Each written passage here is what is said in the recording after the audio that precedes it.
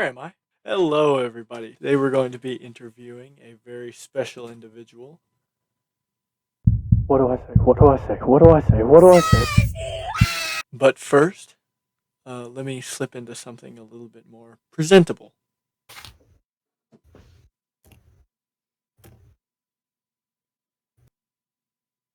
Hello, coaches class of 2022 English 111. I'm Nathaniel Vidito, otherwise known as Salad Manism, and today we're going to be interviewing Miss Madeline Angel. How are you on this Hello, fine everybody. day? I'm pretty good. I'm pretty good. Happy to be here. Glad to have this experience. How are you? I'm positively stupendous. I just drank half a quart of water and my insides have ruptured. Anyway, Excellent, excellent. Sounds like an adventure. so I noticed from your vision board that you have quite a legacy from athletics to academics to that picture of you hanging out in Paris. It kind of confused me, but I want to know about your legacy. How do you describe your legacy? I would say, at least on the surface level, that my legacy in high school so far has basically just been like the soccer player. I do all kinds of sports. I love sports. In gym class, I'm always the one who you want to pick for dodgeball. And that's not a flex, but it is. And I also I do invest a lot of my time into athletics and I mean academics. So I am kind of just like the trying to do it all, be the smart girl, be the athlete. And so that's basically what my legacy has been built upon in this capacity in school and things like that, or people who don't know me too well outside of school.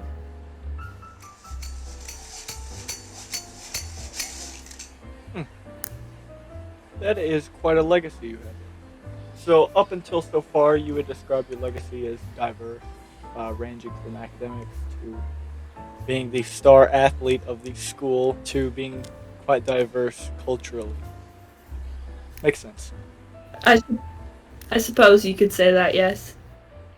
Alright. On to the next question. How do you want to see your legacy,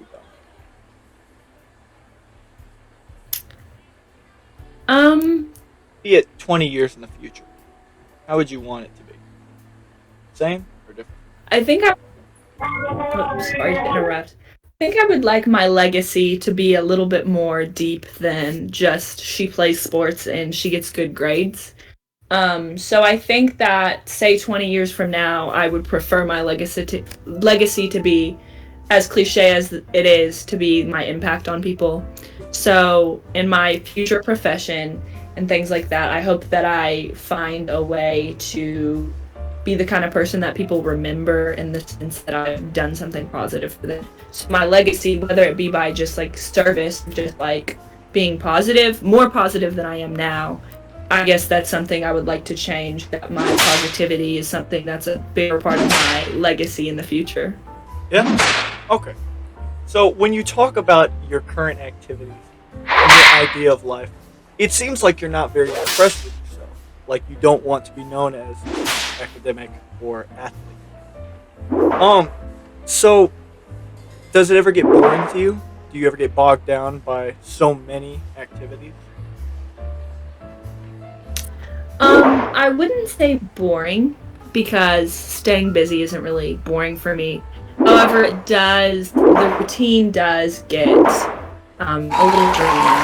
So, a lot of Number 12. obligations are incorporated into my schedule. So those things are not necessarily boring to me. They do bring interesting aspects to my life, give me something to do, fill my time, focus my energy towards something. However, sometimes those activities are a little draining and overwhelming. So I'm thinking that those activities for me as a part of my life, they're there, but they are temporary. They're not something that I would love to cling to forever and ever. Would you like to So just that's inform why the audience really quickly on what those activities include? I volunteer in several different places. Not saying that I don't want to volunteer in the future. Heartless. Those things that I experience are not permanent things in my life, so I might volunteer at a particular place for a little bit and then usually occupy my extracurriculars. And I do want to say to our audience,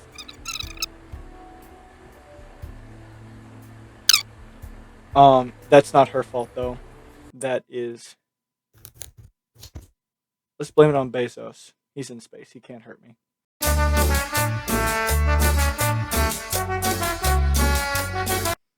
Anyway, so how do you see the journey that led you this far? Would it be a straightforward path, or have you fallen off multiple times and had to get back? It's definitely been like, not only has it been falling off the path a little bit, it's been like sprinting up and then like crawling backwards like twice as much as I sprinted and sprinting up to where I was again just to like tiptoe forward a little bit and then fall off. I would say that would be the path. You know, I think I've always had my eyes on where I wanted to be, but had trouble connecting myself to that place. Oil be chapped if that isn't the stupidest thing I've seen today. Or maybe I have connected myself to that place, or the process was just really challenging. So, you know, getting to where I am as far as the kind of person I am today has been formulated by a lot of, you know, rocks in the path and a lot of regression combined with progress. So that's about, if that makes sense, that's how it's been for me. Oh yeah, I understand. So would you like to describe any of those small rocks, or is that just a bit too much? If you would like to specify an area of my life, I can describe the rocks. I am aware that your brother has been through certain diseases in his life. How has that impacted your journey? Made you at least want to push a little bit further? Yes, when I was very young, my brother was diagnosed with Burkitt's lymphoma. And so, for a lot of my life, and a good portion of it I didn't remember, obviously, but I remember aspects of my life. Like, I would spend a lot of time at my grandparents because they live in Louisville and my brother was going to the hospital in Louisville. And so I just spent a lot of time like being on the outside of what was happening and not knowing what was going on. And so that kind of like aspect of my life where I was blocked off from everything else is hard to cope with in a sense. However, like I understand even more so that even though I wasn't there and like aware of everything that was going on, that the impact of this thing has had on his life, because I know that my brother's actions have been motivated and he has been inspired immensely by his minor setbacks and the rocks in his journey. And so as like a collegiate athlete, or, you know, a medical school student, he has really taken those rocks and thrown them off and thrown them at all the monsters that try to get him and like aspire to get where he wants to go. And so like that also has been like an obstacle in my life, but I've also observed how he used it to transform himself for the better and applied that to my life in the same sense. So your brother's rocks have been influential in your path. Yes. Okay. On that note, creativity and music have been very influential in my journey. Do you have any certain skill sets or challenges that you've been through that have put you on that path besides your brother?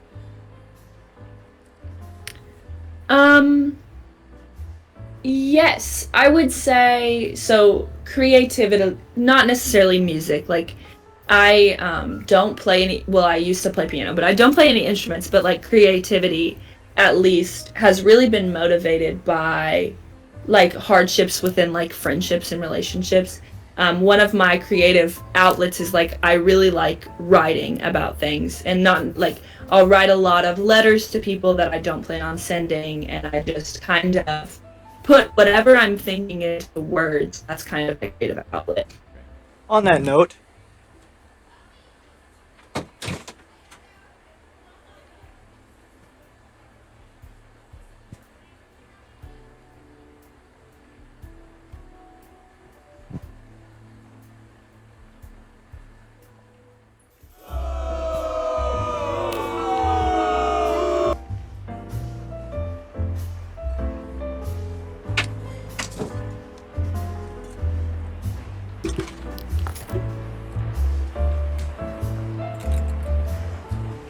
these don't fit the same way anymore. I like to play a little song that sort of helps me through my pain, man. It's called "It Hurts." So excited. Hold on, man. There are people trying to sleep in the house. I gotta put my mute in.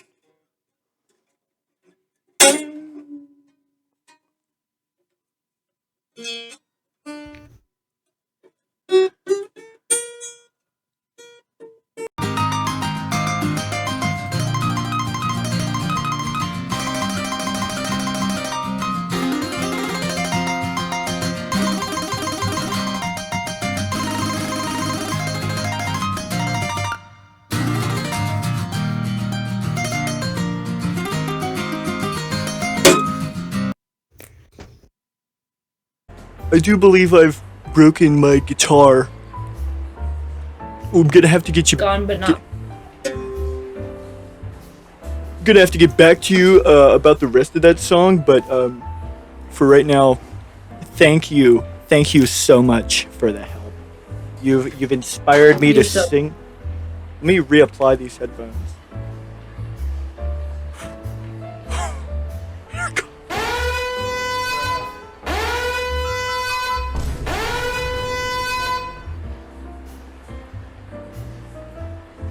Yeah, my bad. Right after talking about your brother, you know, the mood sort of.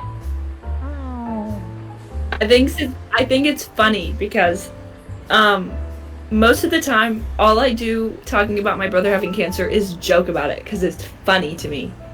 And now I'm like switching up the vibe. I saw a TED talk about that once. The guy, he stood up in front of everybody and he said, "I was in a bar once, and this guy sat down next to me and he said, 'I see that pier out there. I built that pier with my bare hands. They don't call me Marcus the pier builder. The very chair you're sitting on, I built it with me bare hand. And they don't call me Marcus the chair builder. Hell, I probably delivered you as a baby, and they don't call me Marcus the baby deliver. But you're one." And with that, we might want to get on to the next question. What morals do you live by? As you've spoken of, what other morals do you think guide you? I think for me personally, I am a Christian, so my morals align with Christianity, but in a more general sense, I think that I really highly value like self-awareness, this like you are aware of how your actions affect others. And so it's really important to me that when I affect people in certain ways, that effect is positive, and that I'm not taking away someone else's joy or someone else's happiness while I'm pursuing my own. And so that's very important to me, and I think that just unselfishness is very important to me. But I also very much value the balance between being able to be yourself and be happy and reach your potential of contentment while you are still making sure that the people that you care about and that the people that care about you are experiencing their potential of happiness and well-being at the same time. So I think just little sacrifices that you can make for people are valuable without sacrificing your own state of being. And that's really important to me. My morals are very centered around the impact that I have on other people. You know, that idea of sacrifice, it reminds me of something. You see, I'm a very sacrificial person too. You know, throughout my life, I've sacrificed a good many things. I'm about to sacrifice this chair. It didn't fall back. Psych, never mind. What I meant Trying to recreate the AP thing the other day. What I meant to say was, this hat fucking sucks.